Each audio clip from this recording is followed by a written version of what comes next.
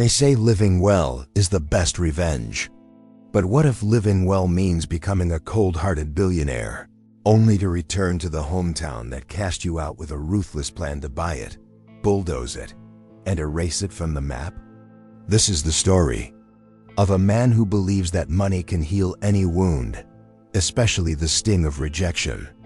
We've been led to believe that power is the ultimate prize, but today's story will challenge that very idea, proving that the quietest voice can sometimes be the most powerful of all.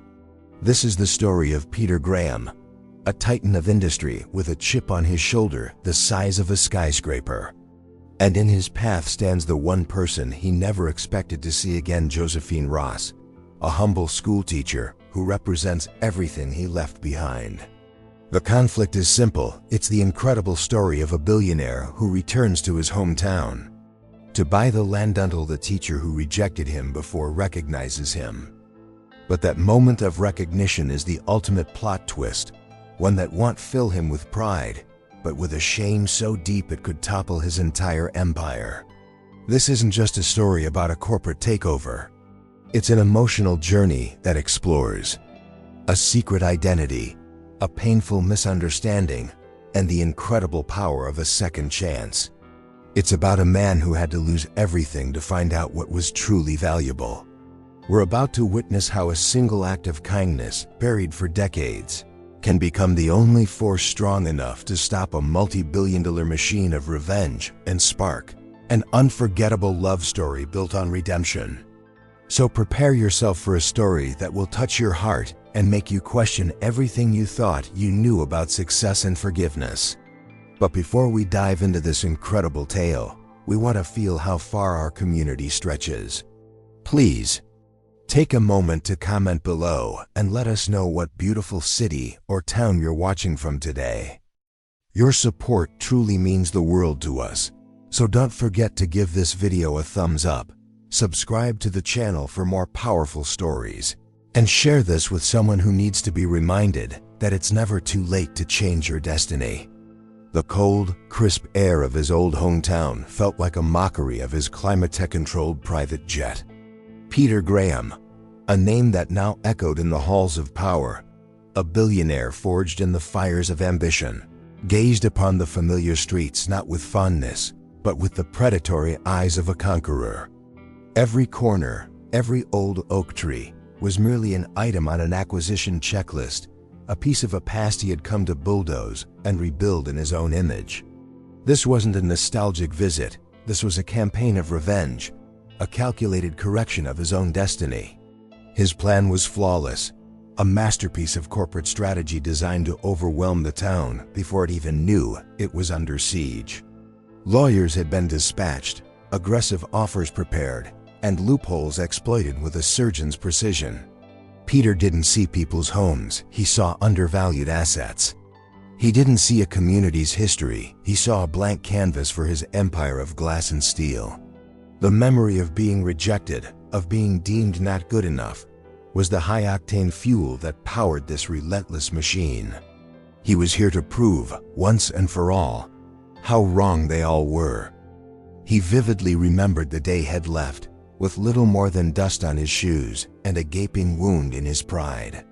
The town didn't want him, and one person in particular had made that painfully, albeit gently, clear. Now the boy who was once humiliated returned as a king to buy the very ground that had once scorned him. It's a classic love story gone sideways, a narrative he would now rewrite with cashier's checks and binding contracts, ensuring that he, Peter Graham, would dictate the final chapter this time around. His advisors had warned him about community resistance, about the sentimental attachment to old ways. Peter scoffed at such concerns. Sentiment, you see, was a luxury he could no longer afford, a weakness he had surgically removed from his character years ago. He operated on logic, on numbers, and on an insatiable hunger to win. Kindness was for the weak, for those who had never felt the sting of true humiliation. He had become the very embodiment of the power that had once crushed his spirit. Yet, amid this icy certainty, one image lingered, a ghost from his past that he couldn't quite exorcise the face of Josephine Ross, the teacher who, with a gentle smile and soft-spoken words, had sealed his fate as an outcast. He told himself she was just a detail, a minor footnote in his grand saga of redemption and retribution. But deep down, a part of him knew she was the epicenter of it all. The reason every victory since had felt just a little bit hollow, a little incomplete. The stage was set for his grand performance. The town was vulnerable, ripe for being swallowed whole by his vision of progress.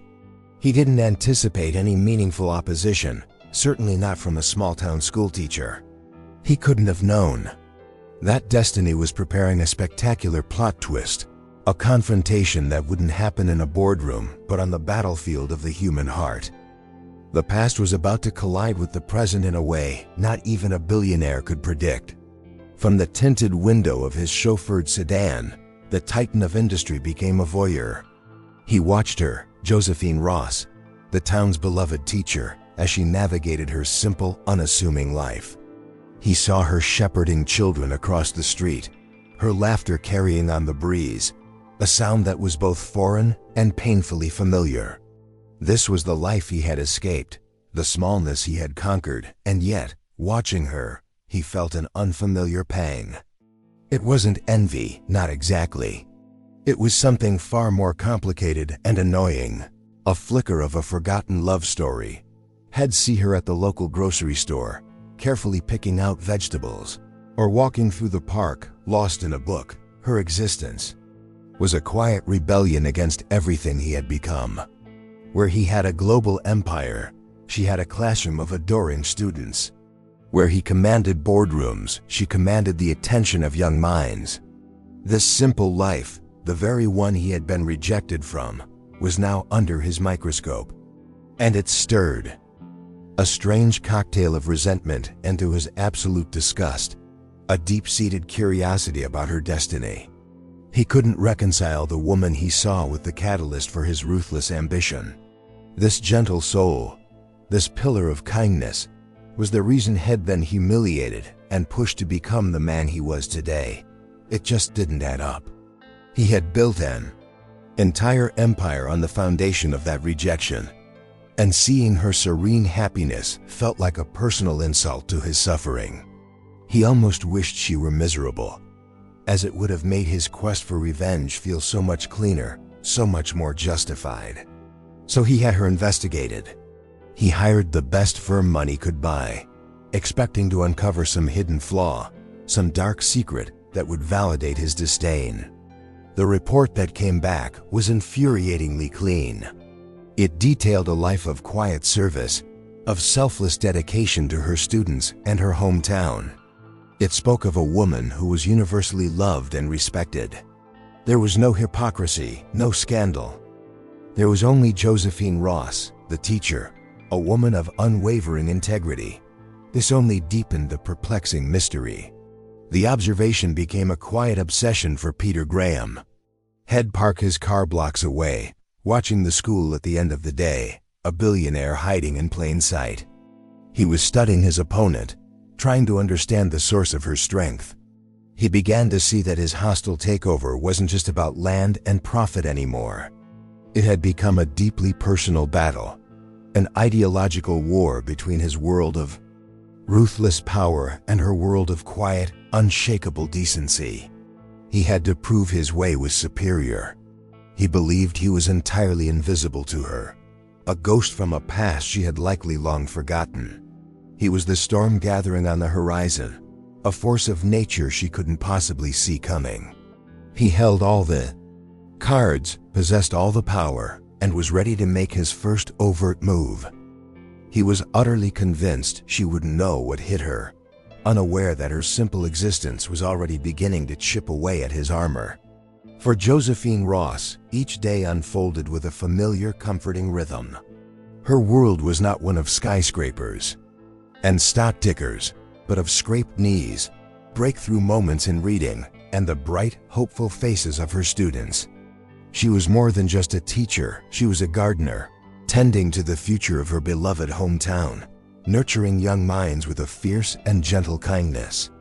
Her life's work was measured not in dollars, but in the confident smiles of children who finally understood a difficult concept. It was a rich existence full of purpose. The news of a powerful faceless corporation, Graham Holdings, aiming to buy up the town had sent a tremor of anxiety through the community. Josephine heard the worried whispers of parents and saw the fear in the eyes of local shop owners.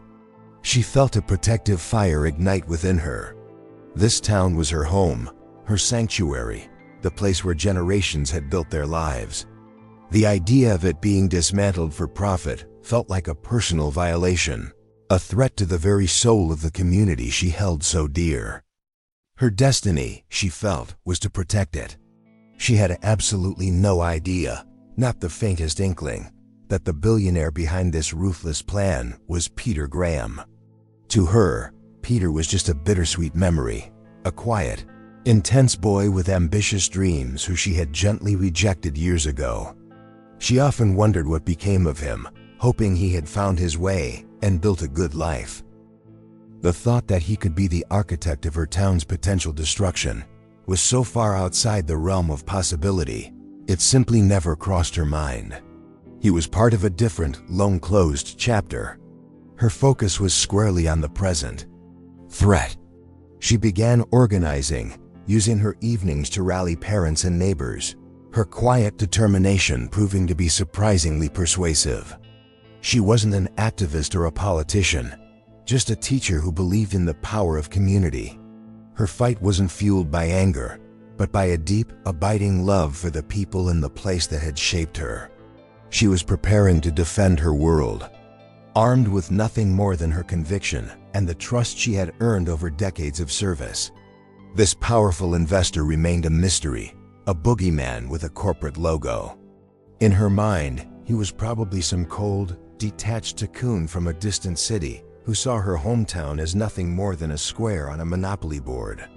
She felt a pang of pity for someone so disconnected from the simple joys and human connections that truly mattered in life.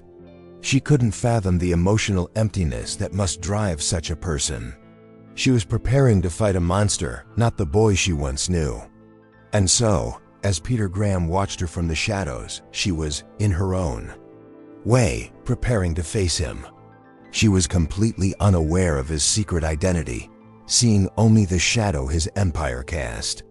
She was stepping up to be the town's unlikely champion, a guardian of its values against a faceless corporate threat. The stage was being set for a public confrontation, and Josephine Ross was walking toward it with no idea she was about to face a ghost from her own past. The air in the high school gymnasium was thick with tension and fear. Peter Graham, introduced under the pseudonym Mr. Stone, stood at the podium, a portrait of calm, predatory power. He spoke of progress, of efficiency, of a future that gleamed with chrome and profitability.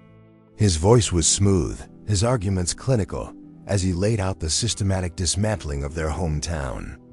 He presented his plan not as a possibility, but as an inevitability, a wave of the future they would be foolish to resist.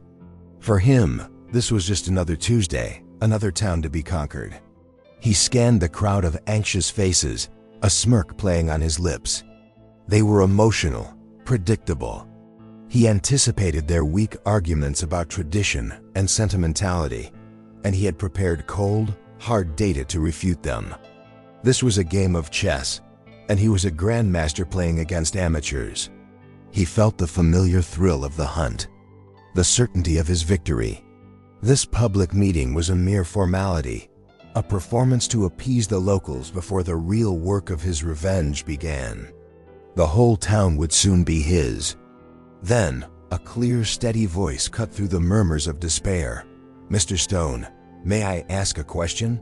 All heads turned.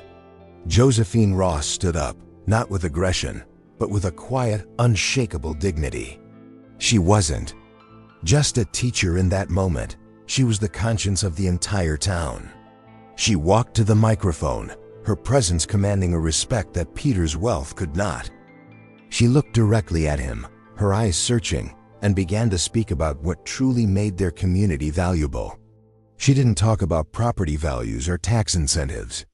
Instead, Josephine spoke of kindness, of neighbors helping neighbors, of the historical landmarks that told their collective story. She spoke of the school not as a building, but as a sanctuary for dreams. Her defense was a powerful, emotional appeal to the human values that his glossy presentation had completely ignored. She wasn't just challenging his plan, she was challenging his entire worldview, the very foundation upon which the billionaire Peter Graham had built his life. She was fighting for their destiny. As she spoke, a strange thing happened. The crowd, once cowed and fearful, began to stir with a renewed sense of hope and defiance. Her words were a shield, protecting them from the cold onslaught of his corporate jargon. She publicly rejected his vision of progress, reframing it as the destruction that it was. Peter, for the first time in years, felt a flicker of something other than absolute control. He was being challenged, not on finances or logistics, but on morality. And he found himself shockingly at a loss for words. The teacher had single-handedly shifted the energy in the room from surrender to resistance. She had exposed his ruthless plan for what it was: a hollow pursuit of wealth at the expense of human dignity. Peter Graham, the man who could move markets, with a single phone call, had been publicly checked by a woman armed with nothing but her integrity. As the room erupted in applause for her, he stared at her, a crack forming in his carefully constructed facade of indifference. Standing amidst the unexpected fallout of the town meeting, Peter Graham felt a storm of unfamiliar emotions. He should have been furious, enraged by the public defiance led by this unassuming teacher, and he was, on the surface. But beneath the anger, another feeling was taking root: a grudging, infuriating sense of admiration.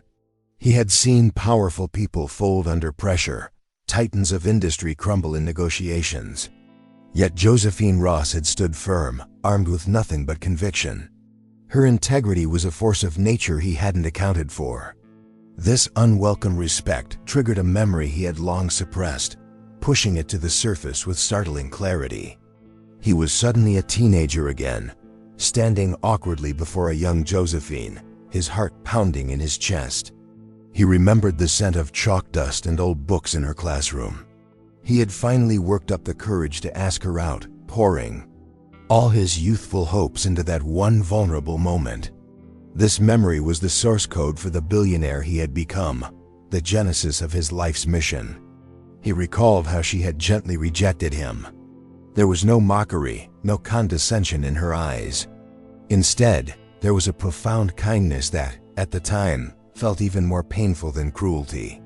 She had told him he had a brilliant mind and a fire in his spirit, but that he needed to go out into the world and build a life for himself first, to find his own destiny before trying to share it with someone else.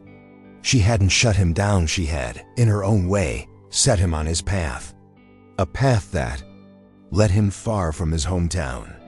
Of course, his young, humiliated heart hadn't heard the encouragement. It had only heard the rejection. That moment became the defining catalyst of his life. It was the wound that never healed, the ghost that whispered, "You're not good enough," in his ear. Every deal he closed, every rival he crushed, every billion he earned was a desperate attempt to silence that whisper, to prove to a ghost that he was, in fact, more than enough. His entire quest for revenge was built on the foundation of that single misunderstood memory. Now, seeing her stand up to him with that same unwavering integrity, the memory felt different. For the first time, he considered the possibility that her rejection wasn't an insult, but a challenge. A challenge he had accepted, albeit for all the wrong reasons. He had built an empire to prove her wrong, but watching her now, he felt a terrifying thought creep in what if, in some strange plot twist, he had actually been proving her right all along. That he did have the fire to build something incredible. This realization didn't soften him, it hardened his resolve, but with a new confusing layer. The game had changed. It was no longer about simply crushing the town for profit. It was now about proving to Josephine Ross, the teacher who still haunted him, that the man he had become was superior to the values she held dear. He had to win, not just for the money, but to validate the path he had chosen in the wake of her rejection. The stakes had just become deeply and uncomfortably personal. Driven by his newfound complicated obsession, Peter's surveillance of Josephine Ross became more focused. He wanted to find a chink in her armor, a moment of weakness or hypocrisy that would justify his feelings of animosity. One afternoon, he followed her not to a community meeting or the grocery store, but to the town's small, struggling bookstore. He watched from across the street, his curiosity piqued. What was this teacher doing now? What was her next move in this unspoken war for the town's soul? He watched through the window as she spoke with the owner, her expression earnest and concerned. Then he saw it. She pulled out her own wallet and paid for a tall stack of books. It wasn't a grand gesture, but a small, quiet act. A few moments later, a young boy, one of her students Peter recognized from his files, entered the store looking defeated. Josephine greeted him with a warm smile, handed him the stack of books, and spent the next 20 minutes talking to him, her encouragement visible even from a distance. This simple act of kindness hit Peter with the force of a physical blow. It was so pure, so uncalculated. She hadn't done it for an audience or for recognition, she had done it because it was the right thing to do. He knew from his financial reports what a teacher in this hometown earned. It wasn't much. That stack of books was a significant expense for her, a personal sacrifice made for one struggling student. The raw selflessness of it defied all the cynical rules by which the billionaire operated. In his world, every action had a motive, every gift had a string attached. Generosity was a tool for leverage, a strategic move in a larger game. But this was different. This was an act of pure, unadulterated decency. A genuine emotional moment. He felt a crack form in the cynical exterior he had so carefully constructed over the years. It was a terrifying and deeply unsettling sensation, like feeling a tremor in the foundation of a skyscraper. His quest for revenge suddenly felt petty, even childish. He had spent his life accumulating wealth, believing it was the ultimate measure of a person's worth. He could buy anything he wanted: companies, islands, political influence. But he knew, with a certainty that chilled him to the bone, that he could not buy the kind of integrity he had just witnessed. He had built his destiny on the idea that everything and everyone had a price, but Josephine Ross was proving him wrong without even knowing he was there. The image of her handing those books to the student replayed in his mind. He tried to dismiss it as naive sentimentality, a foolish gesture, in a harsh world. But he couldn't. It was a small act of rebellion against the very cynicism he embodied. The powerful billionaire, Peter Graham, sat in his multi-million-dollar car, feeling utterly impoverished by a simple act of kindness. A new, dangerous thought began to form. What if he had been wrong about everything? The crack in Peter's cynical armor was a vulnerability he couldn't tolerate. He needed to prove to himself that his worldview was correct, that everyone, including the virtuous teacher Josephine Ross, had a price. His mind, accustomed to corporate warfare, devised a new strategy test. It was a perfect plot twist in his plan. He would use his greatest weapon, his money, to expose the flaw he was now desperate to find in her character. He needed to believe she was just as corruptible as everyone else.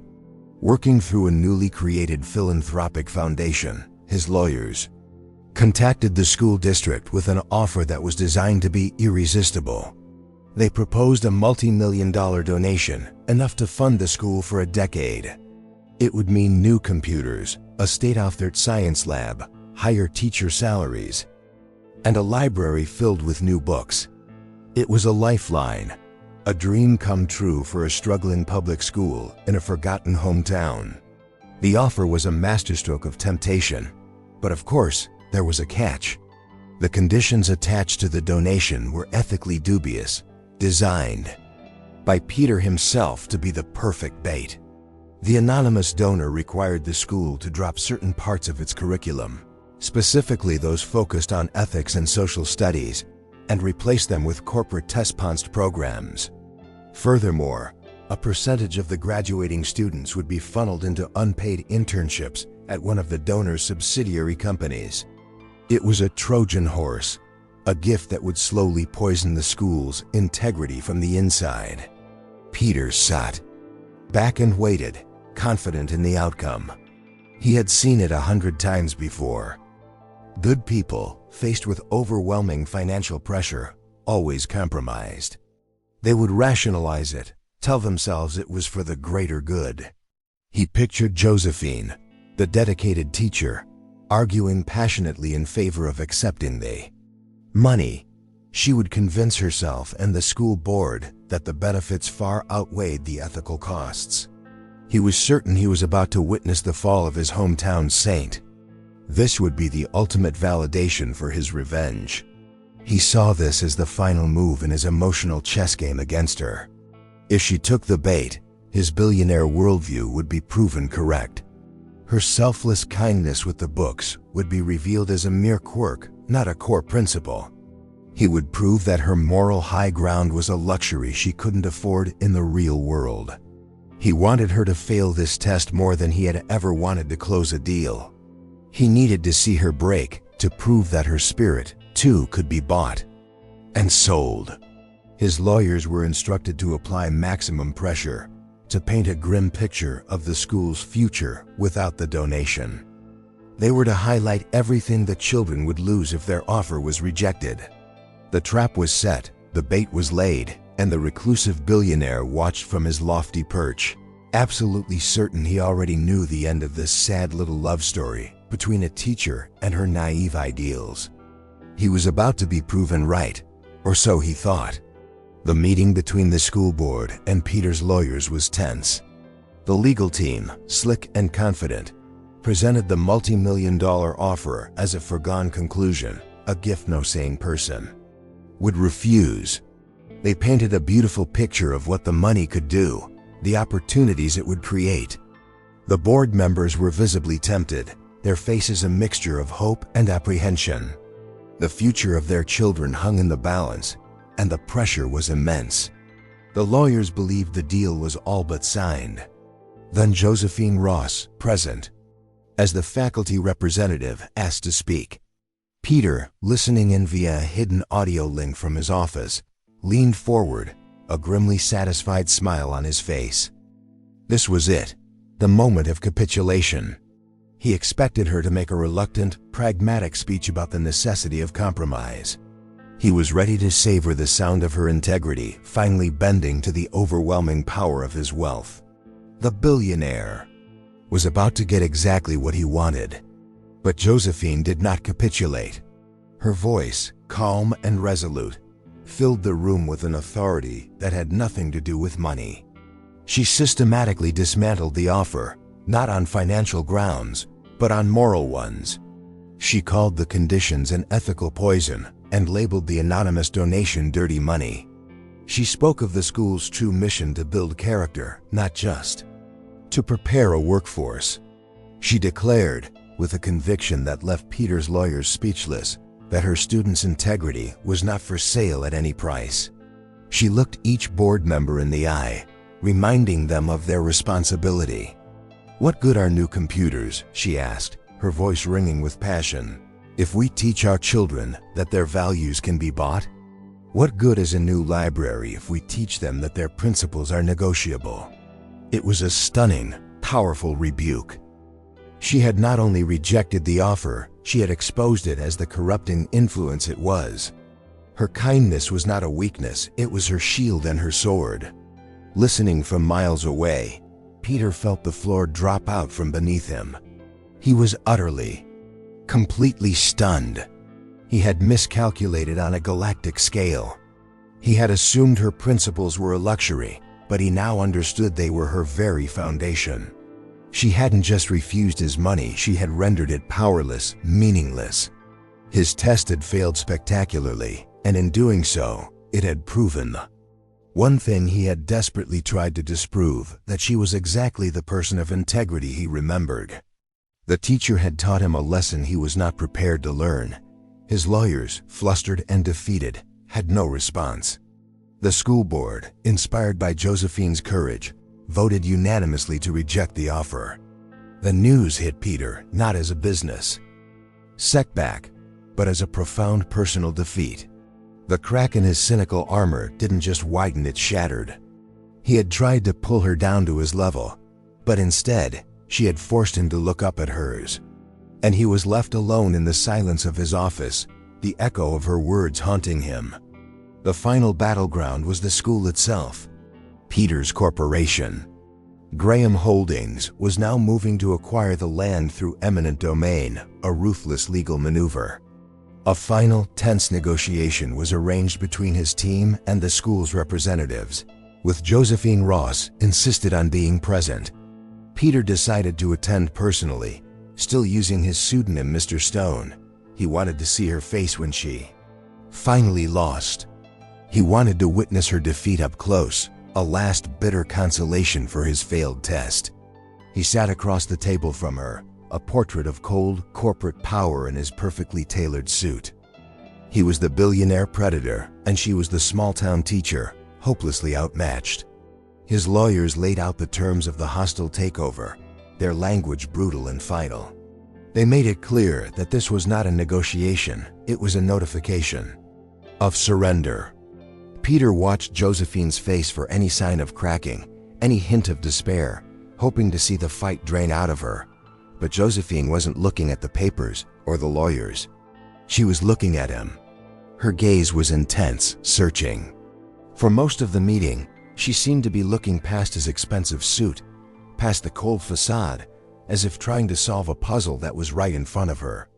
Peter felt a strange, uncomfortable sensation under her scrutiny, as if she were seeing more than the powerful tycoon he presented to the world. He felt, for the first time, exposed, and then it happened. In a brief, unguarded moment, as he made a point with a familiar, impatient gesture, their eyes locked. The light caught his face in just a certain way, and for a split second, the cynical mask of Mr. Stone slipped.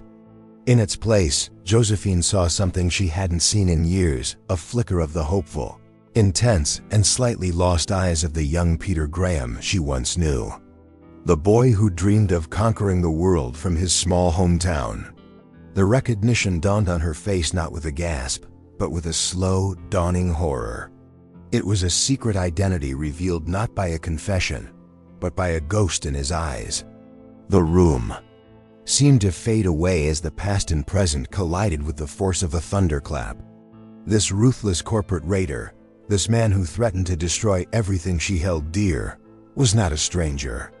He was Peter, the boy she had encouraged, the boy whose heart she had gently broken, the boy who was now back for a terrible, unrecognizable revenge. Suddenly, everything made sense: the relentless aggression, the anonymous and corrupt donation, the laser focus on their town. It wasn't just business, it was deeply, tragically personal. A profound emotional silence fell over Josephine as she stared at the man across the table. He was no longer Mr. Stone, the faceless villain. He was Peter Graham, and the destiny of their town, and perhaps their own intertwined past, rested on this single devastating moment of recognition. The game had just changed forever. The moment Josephine recognizes him, the air in the room changes. Peter had fantasized about this moment, in a way. He had imagined revealing his secret identity in a blaze of glory. He envisioned her looking at him, the billionaire Peter Graham, with shock, awe, and perhaps a hint of regret for having rejected him all those years ago. He had craved that validation, the look in her eyes that would finally say, "You did it. You became someone." It was the unspoken goal of his entire revenge. But the look she gives him is not one of awe. It's not admiration, fear, or even anger, not at first. What he sees in her eyes is something far worse, something that cuts deeper than any insult, profound, soul-crushing disappointment. She isn't seeing the titan of industry or the master of the universe. She is seeing the ghost of the promising young boy she once knew, and she is mourning the man he has become. Her expression is a silent, devastating indictment of his entire life. Her recognition is not of his fame or his fortune. He can see it in her gaze. She is looking past the billion-dollar empire and seeing the humiliated boy who twisted a gentle piece of advice into a lifelong vendetta. She is seeing a story of potential squandered, a brilliant mind that chose to destroy instead of create, a heart that chose bitterness over kindness. To the world, he was a success story. To the one person whose opinion he now terrifyingly realized still mattered, he was a tragic failure. This silent judgment wounds Peter's pride in a way that no business rival or market crash ever could. All his achievements, all his wealth, all the symbols of his power turned to ash in the face of her disappointment. He had built his entire identity on being the victor, the one who had the last laugh. But in her eyes, he wasn't a victor, he was just lost. The teacher had, with a single look, graded his life's work, and he had failed spectacularly. It was the most emotional blow he had ever received. He can see her thinking, connecting the dots of his cruel campaign against his own hometown. The boy she had hoped would build a great life had returned to tear down the lives of others. The love story he thought he was rewriting with a powerful new ending was in her eyes nothing but a sad, pathetic tragedy. Her disappointment was a mirror, forcing him to see himself not as the hero of his own story, but as the villain in hers. And the reflection was monstrous. The negotiation is forgotten. The lawyers' voices fade into a dull drone. The only thing that exists for Peter in that moment is the vast, silent chasm that has opened between him and Josephine Ross. He came back expecting to be her judge, jury, and executioner. Instead, he found himself standing trial in the court of her opinion, and he had been found utterly wanting. His carefully constructed world was beginning to crumble, not from an outside force, but from the inside out. Reeling from the silent judgment in Josephine's eyes, Peter retreats. He cancels meetings, ignores calls from his partners, and walks the streets of his hometown at night like a ghost. The wound to his pride is so deep, so fundamental, that it forces him to question everything. For the first time, he considers the possibility that the entire premise of his life's grand narrative of revenge against the woman who rejected him might be built on a lie. The thought is both terrifying and strangely liberating. Driven by this new, gnawing uncertainty, he does something he hasn't done in 2 decades. He seeks out an old friend, a man who knew both him and Josephine back in high school. He finds him running the local auto shop, a life of simple, honest work. Awkwardly, over cups of stale coffee, Peter, the mighty billionaire, finds himself asking about the past, trying to understand what really happened that day. He needs to know the truth, no matter how much it might hurt. His friend, after a long silence, looks at him with a mixture of pity and disbelief. "You still don't get it, do you, Pete?" he says. He then tells Peter the part of the story he never knew. Josephine didn't reject him out of malice or because she thought he wasn't good enough. In fact, it was the opposite. She saw the immense, restless ambition in him, but she also saw how much he was struggling, how desperate he was for an anchor. She recognized his potential destiny to do great things. The friend explains that Josephine was worried. She feared that if they got together then, in that small town, his fire would be dampened.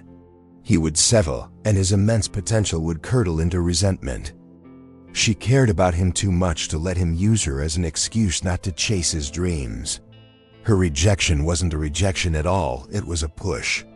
It was an act of profound, selfless kindness, designed to protect him from his own insecurities and force him to become the man she knew he could be. It was a painful but necessary plot twist she authored for his own good. This revelation hits Peter with the force of a physical impact. The foundation of his life cracks and shatters into a million pieces. His entire crusade, the bitterness that fueled his rise, the revenge that defined him, it was all based on a complete misunderstanding. He had seen a villain where there was only a guardian. He had felt humiliated by an act that was, in its own way, a profound expression of belief in him. It was the most emotional revelation of his life, a truth that reframes his entire past. He leaves his friend's garage and walks into the night, a completely broken man. The billionaire is gone, stripped away by a simple, devastating truth. He is just Peter Graham again, the boy from a small town who ran away because he misunderstood an act of love. He now sees Josephine not as his nemesis, but as the teacher she had always been, trying to teach him one last brutal lesson about his own heart. The question is no longer how to win, but how to even begin to seek redemption. The truth doesn't just sting, it haunts him. Peter spends days in a self-imposed exile in his hotel suite, the ghost of his misunderstanding his only companion. Every memory is now recontextualized, viewed through this new, painful lens. The kindness in her eyes when she rejected him wasn't pity, it was encouragement. The sting of being humiliated was not her intention, it was his own immature interpretation. His life's grand epic of revenge is revealed for what it truly is, a childish tantrum that has lasted for 20 years. He realizes with dawning horror the extent of the damage he has caused, all in the name of a fictional grievance. He had targeted his hometown, the very place that shaped him, and aimed his fury at the one person who had believed in his potential. More than anyone, the billionaire titan of industry now sees himself as a fool, a man who built an empire of glass and steel on a foundation of sand. The entire structure of his identity is collapsing, and he is terrified of what will be left in the rubble. In the midst of this internal chaos, the image of Josephine Ross transforms in his mind. She is no longer the antagonist of his story, the object of his vengeance. Instead, she becomes his moral compass, a fixed point of integrity in his turbulent, morally bankrupt world. Her unwavering decency, her selfless dedication to her students, her courage in the face of his power, these are the qualities he now sees with startling clarity. She represents everything he sacrificed in his pursuit of wealth and power. He begins to understand that the love story he thought he was in was not about romance, but about guidance. Josephine had always been the teacher, and he, her most stubborn and misguided student. Her lessons weren't about algebra or history, they were about character, integrity, and the true meaning of strength. And he had been failing her tests his entire adult life. This realization isn't just emotional, it's a fundamental rewiring of his soul, a painful but necessary course correction for his destiny. The desire for revenge evaporates, replaced by a profound and aching sense of shame. What he wants now is not victory, but redemption. But how can he possibly atone for the chaos he has set in motion? He has unleashed a corporate machine that is designed to do one thing: consume. His lawyers, his partners, his board of directors, they don't care about his change of heart. They care about the bottom line. He has started a fire that he may no longer have the power to control. He knows he cannot face her, not yet. He is too ashamed. But he also knows he can't continue on his destructive path. He must find a way to honor the man she once believed he could become. Inspired by her quiet acts of kindness, a new plan begins to form in his mind. It is not a plan of attack, but a plan of healing. It is a desperate, anonymous attempt to become a man worthy of her past belief in him. A first step on the long road to a second chance. Acting from the shadows, Peter Graham begins a new campaign, one fueled not by revenge, but by a desperate need for redemption.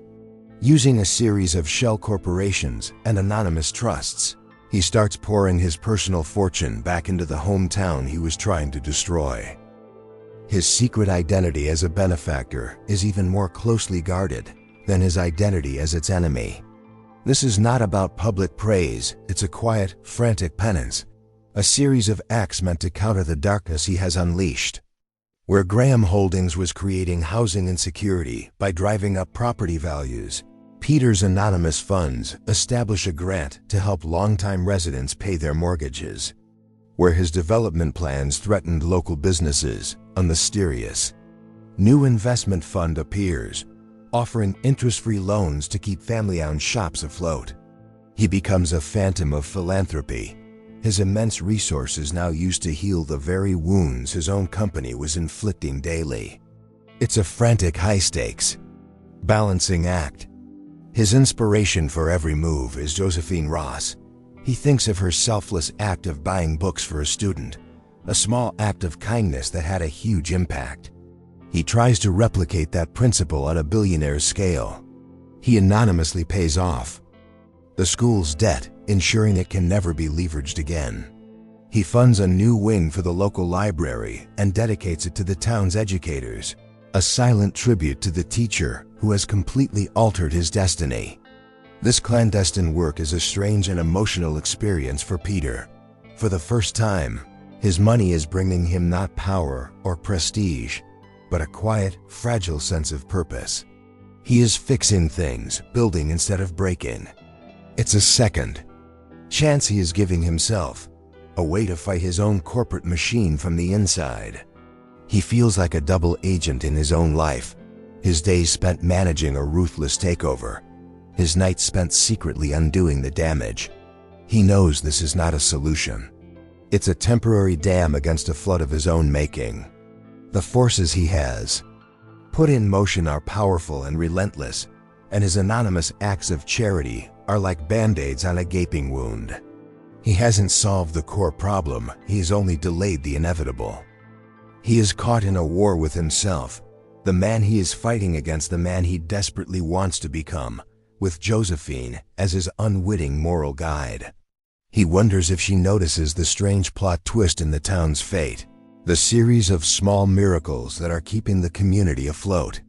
He hopes she sees them as a sign that the town spirit is resilient, that their fight is not in vain. He continues to watch her from afar, no longer as an adversary, but as a disciple watching his mentor. Her simple, unwavering goodness is the light he is desperately trying to navigate toward in his own self-made darkness. Just as Peter begins to find a fragile rhythm in his clandestine penance, his world comes crashing down. His business partners, sensing his hesitation and seeing the unusual financial drains on his personal accounts, arrive in his hometown unannounced. They are men cast in his own former image, ruthless, pragmatic, and with zero tolerance for what they perceive as weakness. They don't see a town, they see a line item on a balance sheet that is underperforming. They are here for answers. They confront Peter in his hotel suite, their faces masks of cold fury. They've seen the reports. The project is stalling, facing unexpected community resistance, and he, their fearsome leader, seems to have lost his nerve. Peter tries to explain, to talk about a more sustainable approach, but his words sound hollow and weak even to his own ears. He can't tell them the truth that a small-town teacher had dismantled his entire philosophy on life. They would think he'd gone insane. His partners are disgusted by his sudden change of heart. They mock his newfound conscience, calling it an emotional liability. To them, his hesitation is a betrayal of the very principles on which their empire was built. They remind him of the fortunes at stake, of the promises made to their investors. There is no room for kindness or sentiment in their world.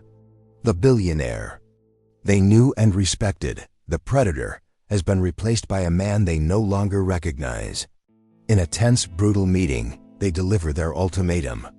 They are invoking a clause in their partnership agreement to sideline him from the project.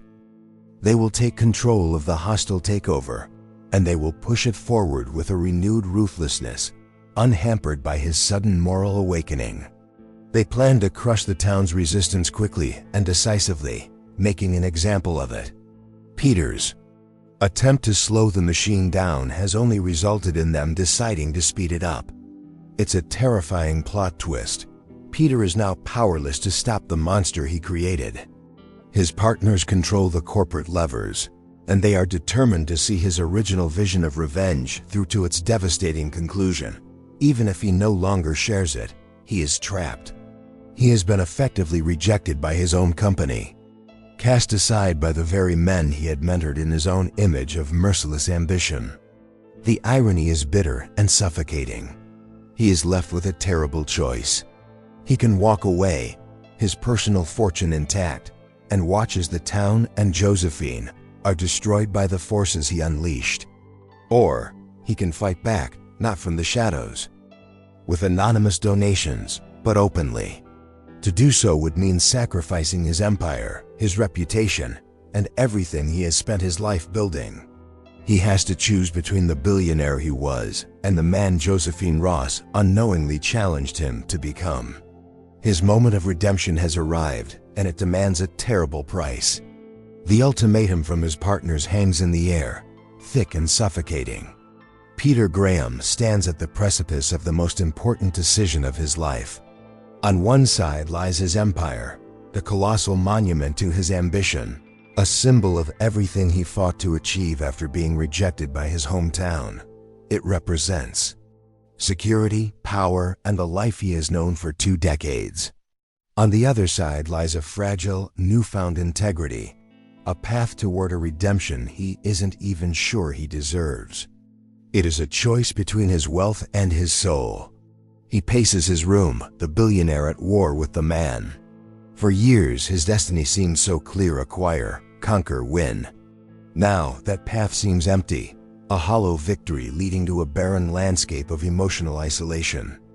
He thinks of Josephine, the teacher, and the look of disappointment in her eyes. That look has become the singular defining event of his recent life, more impactful than any multi-billion-dollar deal he ever closed. He cannot bear the thought of proving her right about the man he had become.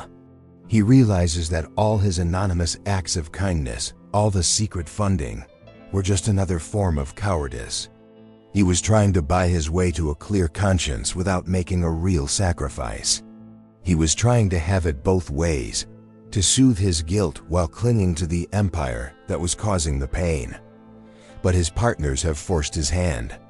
There is no more hiding, no more half measures. He must choose a side, publicly and irrevocably. This is his final, unexpected second chance. The thought of confronting his past is terrifying. It means revealing his secret identity to the entire town. It means admitting that his entire corporate crusade was built on a petty, juvenile misunderstanding. He will be humiliated on a scale he has never experienced before, not as a poor boy with a crush, but as a powerful man who waged a war for all the wrong reasons. But the alternative, letting his partners destroy the town and Josephine's life's work, is simply unthinkable. He finally understands what Josephine tried to teach him all those years ago. True worth isn't measured by your bank account, but by your character. His relentless ambition was never the problem, it was the fact that it was untethered from any moral compass. His quest was not for greatness, but for revenge, and it had poisoned everything it touched. He now sees a different path, a chance to build something real, not with steel and glass, but with honesty and sacrifice. With a deep, shuddering breath, Peter Graham makes his choice. He picks up the phone, not to call his lawyers or his brokers, but to call the organizer of a townwide emergency meeting scheduled for the next day. He tells them a special speaker, the true head of Graham Holdings, wishes to address the community. The final act of this long, painful love story is about to begin. He is ready to face the music, whatever the cost. The gymnasium is packed again, but this time the atmosphere is not one of fear, but of defiant solidarity. When Peter Graham walks onto the stage, a wave of confusion and hostility ripples through the crowd.